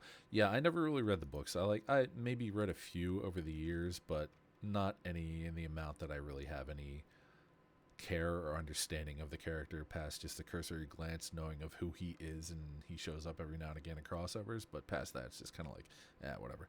But yeah, the show was fine. The show was good. This, on the other hand, though, I really hope they just stop making these movies because these are fucking terrible.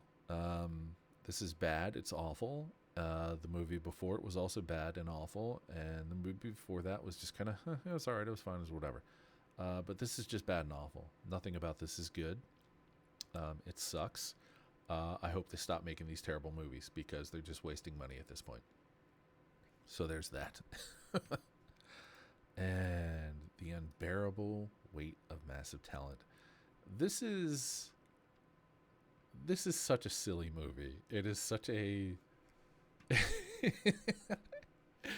it is such a preposterous and silly movie, and it's really wonderful and great. Um, I feel like this is the idea of this of some rich dickhead inviting some actor that they like to come hang out with them and pay them like a couple $1 million. I think this has probably happened fairly often. Um, I feel like this is based on something that really happened. Now, all the other stuff that happened around it with all the shoot ups and all the action stuff, I don't know how real that is. I mean, that's debatable. But I feel like this is based on a true story. I could see this being a real thing. But yeah, this is so fun. It's so lighthearted and so cute. And Cage is great, and Pedro Pascal is great. Um, it's just a lot of fun. It's just one of those things. No, I love Hogwarts. I love Harry Potter, but those movies are bad though. Please, yeah, the new movies are bad. The Dumbledore movies are bad. Um, yeah, this is wonderful. This is another bright spot in the year of 2020, which was filled with so much darkness and crap. Uh, this is really good popcorn. There's some issues. There's some issues with it. There's some inconsistencies, but overall, though, this is a really fun watch. This is a really good experience. Like I said, Pedro Pascal and Cage in this are they're just wonderful. They're so endearing, and so they they give into this premise so fully. They give into it so completely, and they're so earnest and they're so sincere, and it's just great. It's so fun. It's like when you like kind of like Violent Night. Violent Night is another. It's fun. It's so gory and it's so violent, but it is so fun though. It's one of those things that you're just like, oh man, this is just great. It's like you get what it is. You get what it is. It's all right there. It's like it's gonna be just this silly, just silly thing, and it ends up just being so fun and so wonderful. And yeah, that's definitely one of the top fives out of this year, for sure. Tony Hawk Until the Wheels Fall Off. This is a weird thing for me because this is the world I grew up in. I grew up in skating. I was sponsored for a while before I broke my ankle, fucked my leg all up. Um, but I was in this. This was my world for decades. Uh, I knew basically this is one of those things. Um, for somebody that was from that world and knew all this stuff, it's neat, but you know it all. Like everybody that was a hardcore skater, they know all this stuff. This is nothing they don't know. This is all old ideas, old things that you've seen 100 times through over the decades, through interviews, through Trans World Skateboarding or Thrasher magazine or whatever it is. Um, so this is all kind of stuff that anybody who's in the know, if you know, you know. It's one of those kind of things. That said, it is done in such a way, it is done so well, and it is done in such a way that anybody who's not in the know can really enjoy this. It is a good documentary. The information is good.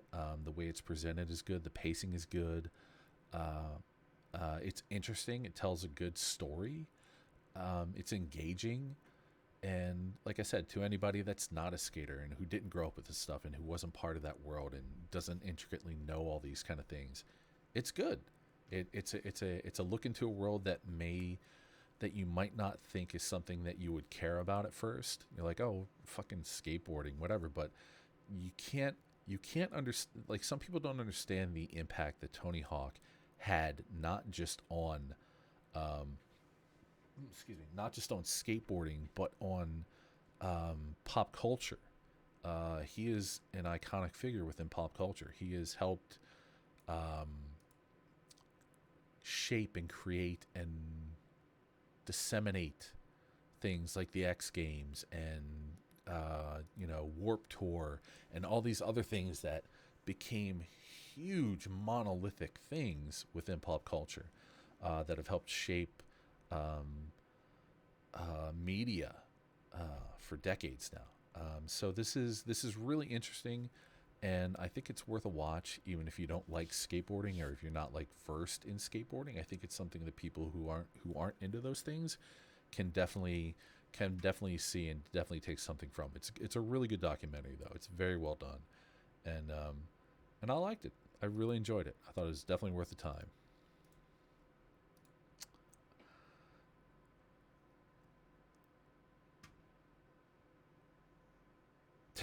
No way, dude. No, no, dude. Are you kidding? That guy knows that he's doing fine investing his money, man. He knows what's going on. He knows what's up. He knows what's up. Oh man, everything everywhere all at once. This is another one that was a That was a wonderful little surprise. I didn't know anything about it, but I was just like, everybody's just like, oh my gosh, you got to watch Everything Everywhere All at Once. It's so good. It's so good. It's this, that, the other, yada, yada. It's amazing. It's the greatest thing ever. It's sliced bread.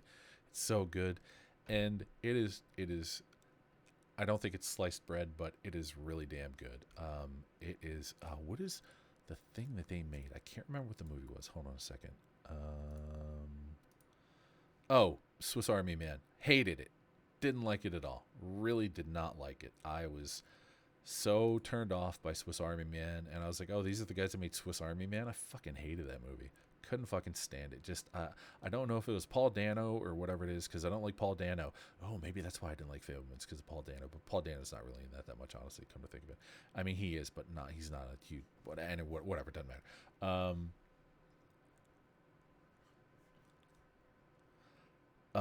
But yeah, this is Everything Everywhere All at Once. It's good. It has an earnestness to it. It has a sincerity. It has a heart to it. It has Short Round, which is great. Seeing him back in films again, fucking love it. James Hong, fucking dude has been in everything, and he's always great. Old motherfucker. He's like 90 something. So good. Yeah, this is great though. It's wonderful. It's such a it is so goofy, and it is so heartfelt. It's one of these things that there's so much passion in it. Man, it's really kind of great. It's one of those things that's kind of refreshing when you see it, because when you watch, it's like talking about Hollywood. When you talk about Hollywood, there's a lack of sincerity to a lot of the media that we consume, and something like this it doesn't lack for that. It doesn't lack for sincerity. It doesn't lack for heart, and it was good. I really really enjoyed it. It was, like I said, I went into this not knowing really anything about it other than people saying how great it was, and then a dude jumps on a butt plug and gets in a gunfight.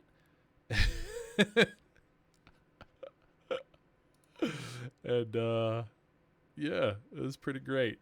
It was pretty great. Oh my gosh. It was unexpected, to say the least. It was very unexpected. Um Okay. Also, this is not a complete list of everything I've seen this year, but this is just the list of things that happened, or that were released in 2022. The Boys presents Diabolical. If you've seen The Boys, you know what this is. But if you've seen The Boys, you don't know what this is, because they throw you a curveball in this that is actually, oof, it is it takes a hard turn away from everything else that The Boys and this is, and it's fantastic. This is a great anthology series. The stories are wonderful. The animation styles are wonderful. There's violence. There's this, that, the other, and there's a great deal of heart. And the like I said, the thing where it takes the turn and it does the unexpected thing, and I don't want to ruin it because I would ruin it by telling you about it, is so unexpected and so fantastic.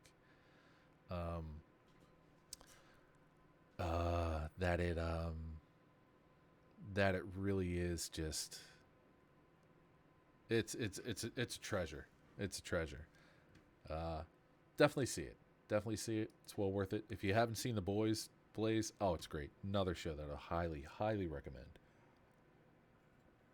But Diabolical is wonderful because it gives you this.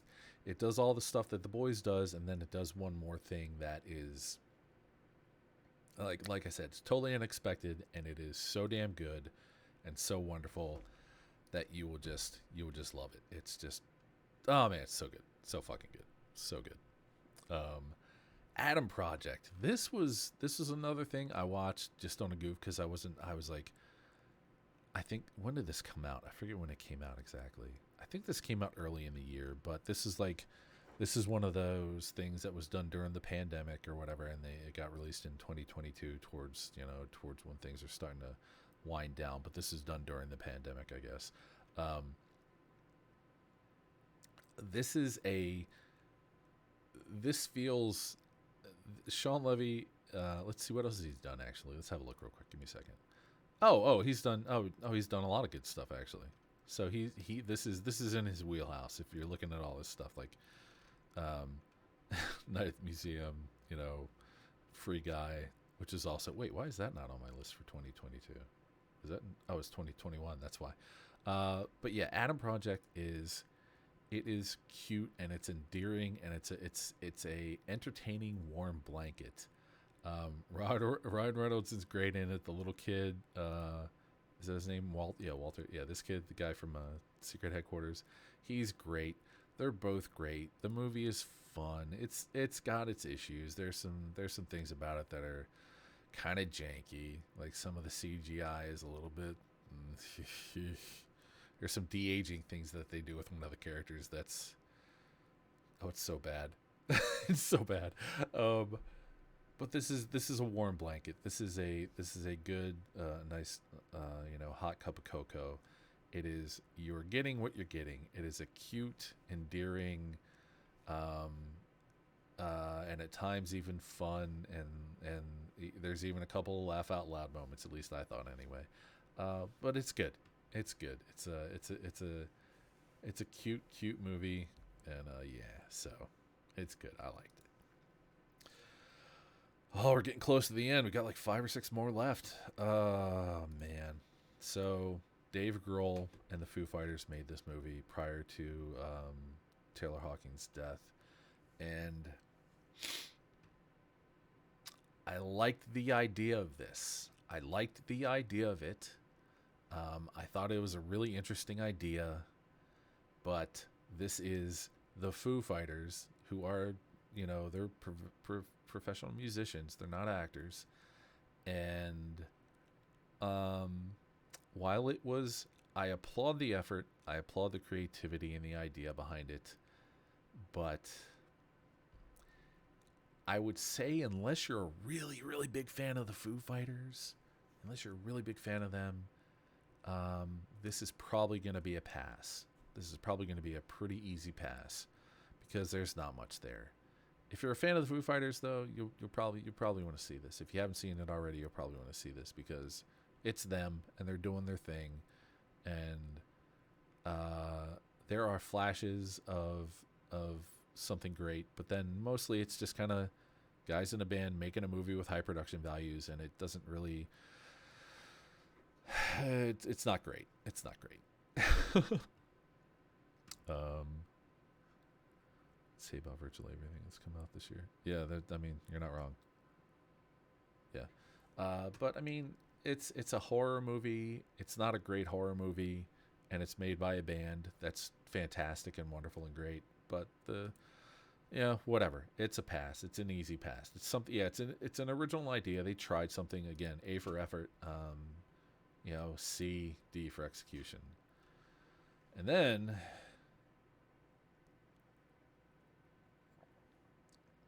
there's the Batman. This is without question the biggest disappointment of 2022. Literally the only thing that left an impression on me about this entire 177 minutes of a movie was when the Batmobile's engine turned on. The sound that it made was fucking cool. It sounded awesome, and that is the only positive thing I took away from this movie. I did not like this movie at all. I thought it was poorly acted. I thought the sets were bad. I thought everything was flat and dark and boring and ugly. And you could say, "Wait, Scott, it looked like the Arkham Asylum games." And I'd be like, well, I'm not a big fan of those either. There is a thing you can do with storytelling where you have two different characters that are the same character. And in the storytelling, you use environmental storytelling to show those two different worlds. And in this movie, they don't do that. It's just all this ugly, dark, flat gray and black and brown, and there's no differentiation in the environmental storytelling, and it feels like they just missed the mark. Nothing about this was good. I didn't. Okay, no, let me take that back. Actually, um, oh my god, what's his name? Colin Farrell. Yeah, sorry, Colin Farrell is the Penguin. The makeup was great. I mean, it's phenomenal. Let's just be honest. It was phenomenal. But everything else is just, it was bad. And you get to the end, and the thing that was so bad about it was at the end, the thing that was even worse, it was the cherry on the top of the cake of badness, was at the very end, Batman is doing things, and he is monologuing about the things that he is doing. He is telling you what he is doing as you are watching it, or shortly thereafter he has done it. And it feels like a moment where the studio head said, well, I think maybe the audience might not understand what's happening here, so let's have Batman tell them directly what they just watched. It's like, here's Batman. He's taking a sip of water, and he goes, I just took a sip of water out of a blue glass, and then I put it down. It's that level of fucking, yeah, we literally saw you do it. We literally just saw you do it. Why are you telling us? Why are you explaining to us the thing that just happened?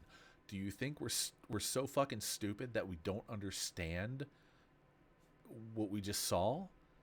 And it does that, and to me, that is one of the biggest crimes of filmmaking. When you fucking think that your audience is so stupid that they can't understand the thing that you just showed them, that you have to explain it to them. Oh my gosh. Yes. Yes, I am talking about movies being disappointments. In 2022, imagine that. Yeah, this is not great. This is not great. I know a lot of people loved it. They think it's fantastic, yada, yada, yada. I thought it was a gigantic fucking waste of time. I did not like it. I do not like it, and I will not probably... Oh, well, I may watch another one if they make another one, but that would be only so that I can talk shit about it. Yeah. This was without question the biggest disappointment of 2022. Without question. Absolutely without question.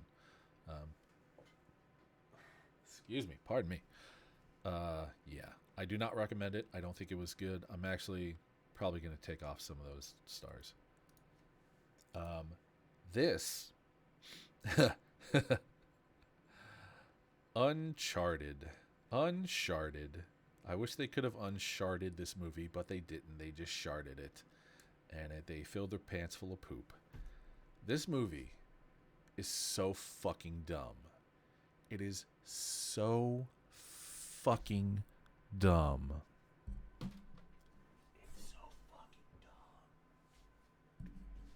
Oh, wait, you know what? I could have just done this. God damn it. I even set this up for that. It's so fucking dumb.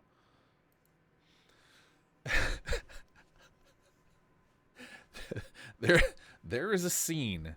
There is a scene in this movie that, okay, there's a scene in this movie where, all right, have you seen Raiders of the Lost Ark? And there's a scene in that movie in Raiders of the Lost Ark, or is it Temple of Doom? I can't remember which one it is. I think it was Raiders of the Lost Ark. Yeah, it was Raiders of the Lost Ark. And he goes, snakes. Why did it have to be snakes? Because they're snakes, and he doesn't like snakes, okay?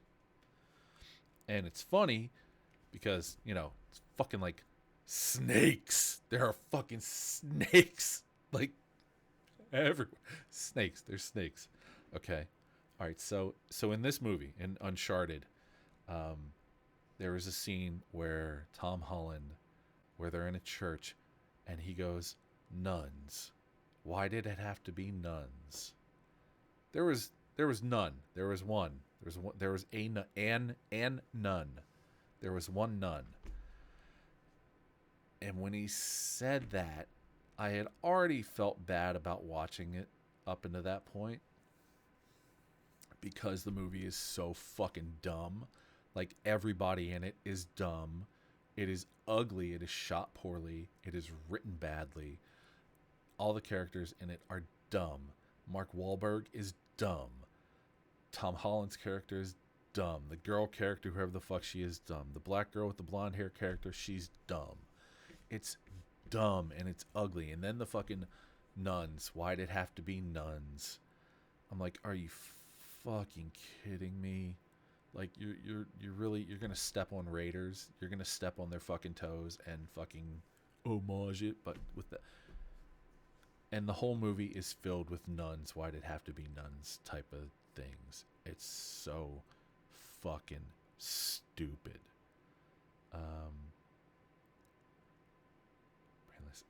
Yeah. I asked because Will and Witcher prequel came out.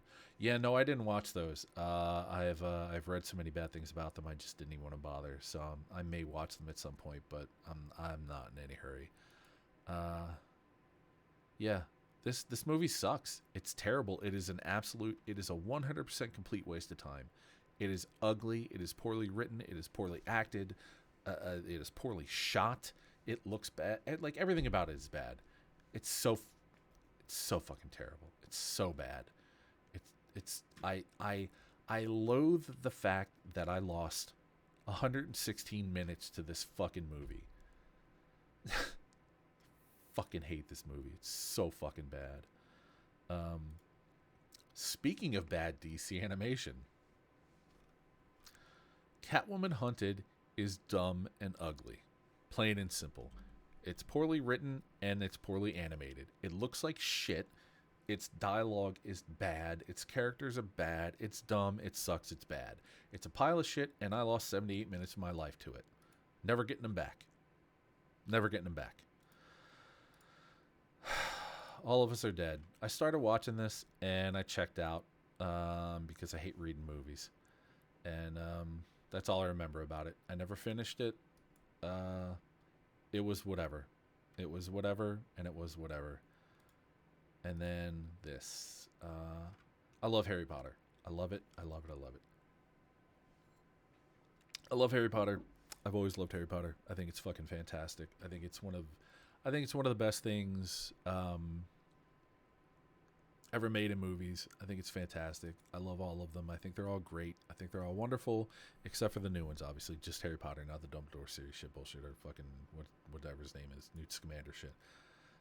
This is really cute. This is really cute. They got together and it's just a weird little documentary kind of thing, and it's fun. It's fun, and it made me want to go watch Harry Potter again, and I did. So, job well done. They did it. On the bright side, it's only 78. Oh well, thanks for that silver lining, Blaze. And then we get to. Oh wait a minute, hold on. Oh, this is 2021. Okay, we're gonna throw this one in here as a bonus, and then we're gonna wrap.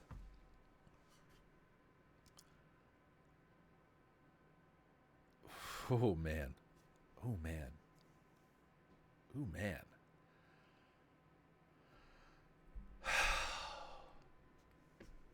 So, there's this movie called The Matrix Resurrections. And within this movie, there are some interesting ideas. There are some interesting concepts. There's some interesting ideas. Okay, hold on. Let me preface this first. I love the Matrix movies. I love 1, I love 2, I love 3. I love the Animatrix. I love the comics. I love all the behind the scenes materials, all the documentaries, all the stuff that discussions I used to get into on message boards, because I used to do that a lot when the movies came out, because I fucking adore them. I love this series of films and media. I think they are fantastic. I think they are some of my favorite things of all time. And I really, really wish Matrix Resurrections could have been that. Because that's another thing, like Ghost in the Shell. It's like, The Matrix, yes, give me more. I want more. Give me more, please. Yes, I want more of this. I love it. Please give me more of this. Yeah, no, I know, Blaze. I know. Yeah, they did. Lana came back to kind of steer the ship in lieu of Warner Brothers making it without her. And it shows. This is, let's see, like I was saying, hold on. There are some ideas, there are some concepts in the film that I think are interesting. I like the idea of the machines and humans coming together and finding a middle ground, finding a place where they can find understanding and find purpose with one another. I like that idea. Oh, man. And that's almost the only thing I like about this. Everything else about this movie is just really bad. It's unfortunately bad. Carrie-Anne Moss is a banger. Keanu Reeves, banging. They're fucking great. What's her name? Rabbit and fucking Morpheus Dickhead and whoever this is back there. Totally unmemorable, just pointless characters.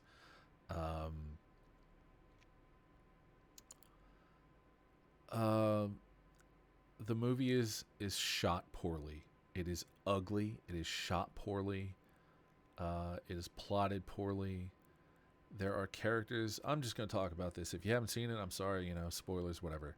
The Merovingian comes back looking like Robin Williams from oh my God, why am I fucking blanking on this? The Fisher King. Looking like a fucking bum that just pulled his ass out of a fucking hole in Central Park in New York. And he's there for literally no reason. That the whole scene, the whole 3 minutes of him and his dipshit friends that look like a bunch of old ass aged out lost boys from Hook are in there, and it's just there for like, hey, remember this guy? He's in it. You remember him from the second movie, right? He's in it. Man,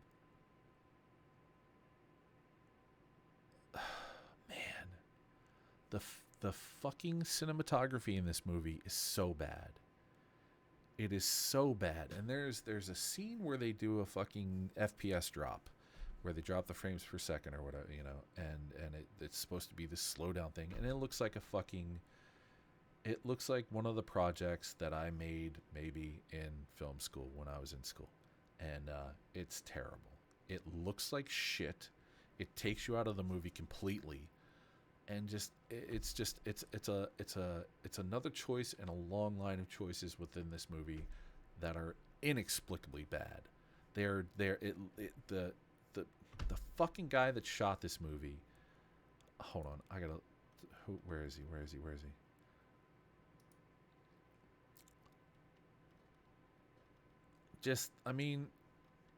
He knows what he's doing. He can make good movies. He can shoot things well. He's not totally fucking without skill. But this movie is so fucking ugly. It's produced so badly. Nothing about it. Everything. It's like and knowing the history of it, where Lana Wachowski basically took over to do this because Warner Brothers is going to do it without them, and she was like, better me than somebody else. And I have to imagine that she planted this in the fucking ground, hoping that it would die and not return by doing this. And it's a real shame because, like I said, there are some really interesting ideas that could have led to another trilogy in this series that could have been potentially great had it been done with the heart and the vision and the will and the love that the first trilogy was made with. Man, this is probably one of the most disappointing sequels I've ever seen. Because like I said, I love these movies. I love all three of them. I think they're all fantastic. So yeah, this was such a disappointment. It was such a bummer. Such a letdown. So yeah, there's that. That was the bonus 2021 movie. We'll let that slide in there just because, I'm making a special exception because it's The Matrix.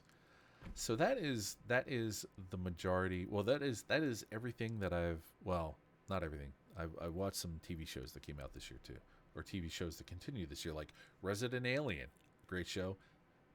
Friend from the Discord, Cable Man, suggested I check out Resident Alien, and it was fantastic. Resident Alien was so great, it was so wonderful, such a lovely, lovely, funny show.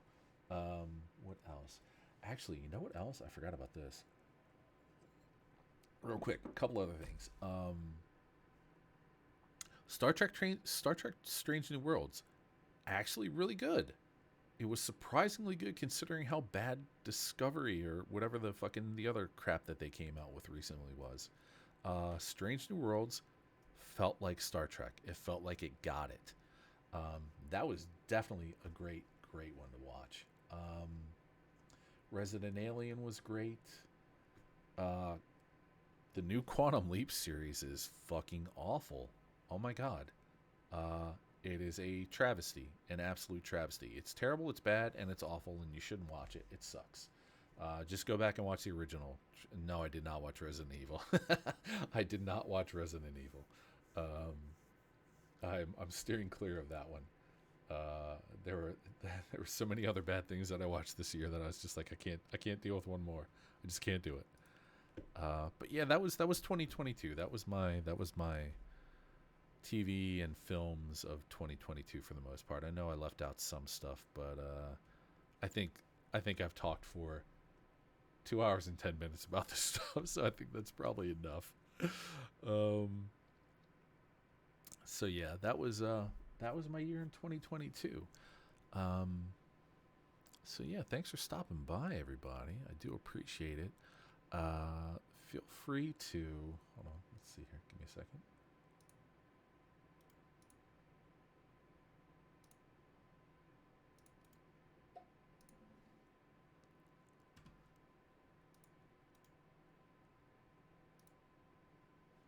Oh god, yes. Start watching. No, I don't want to see a commercial. God damn it. Sorry. Anyway, feel free to jump down into the bottom here. Check out the link tree, or you can just go to these quick links right there. Go to Linktree. Can follow me on Twitch, which would be weird if you weren't already in watching this, but maybe not. I don't know. You can join the Discord. You can check out dumbass clips that I put up on Hover of gaming.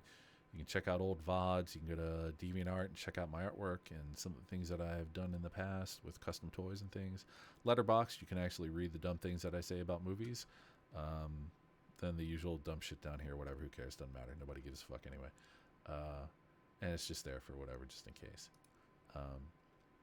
But yeah, check out the links. You know, we're here Thursday through Sundays, 1 to 5. Generally speaking, we're doing this one a little bit smaller today just because I don't have another 2 hours to talk about movies with because we just fucking did it all just now. But feel free. Oh yeah, welcome to Polite Club. First rule, Polite Club, please. Second rule, thank you. Third rule, repeat 1 and 2 if necessary. But yeah, so that's about it. That was my year in review for film and TV, and yeah, thank everybody for stopping by, and I will be back tomorrow. I'm not quite sure what I'm gonna be doing games wise. I got a couple of things on deck, but I'm not gonna be playing Deus Ex anymore because the buggy nonsense that was going on with that was just really annoying the goddamn piss out of me, and I don't want to bother with it. I'd had enough of the bugs, so I'm done with that. So we're gonna move on to something else. I'm just not sure what that is. I'm gonna decide tonight, and then I'll put up a new title and all that kind of stuff. So tomorrow I'll be back playing the games,